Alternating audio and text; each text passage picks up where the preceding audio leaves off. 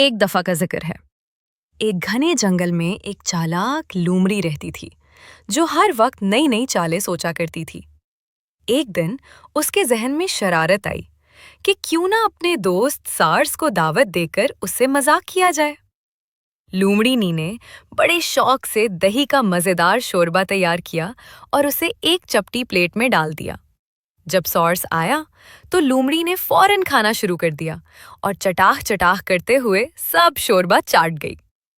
سارس اپنی لمبی چونچ کے ساتھ بس کوشش ہی کرتا رہ گیا چونکہ پلیٹ میں سے کچھ بھی نہیں پی سکا۔ سارس نے مسکرا کر کہا، بہت مزہ آیا دوست، شکریہ، اور خاموشی سے وہاں سے چلا گیا۔ لومڑی ہنسی اور سوچنے لگی کہ سارس کو شاید مذاق سمجھ ہی نہیں آیا۔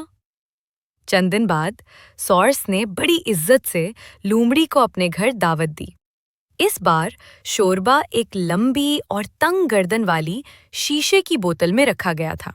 سارس نے آرام سے اپنی لمبی گردن بوتل میں ڈالی اور سارا شوربہ پی لیا۔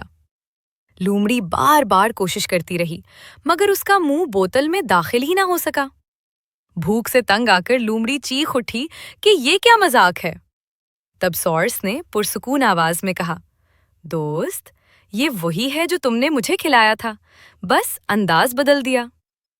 لومڑی نے شرمندہ ہو کر معافی مانگی اور وعدہ کیا کہ آئندہ کسی کا مذاق نہیں اڑائے گی۔ اور یوں دونوں نے سیکھ لیا کہ جو بھوگے وہی کاٹو گے۔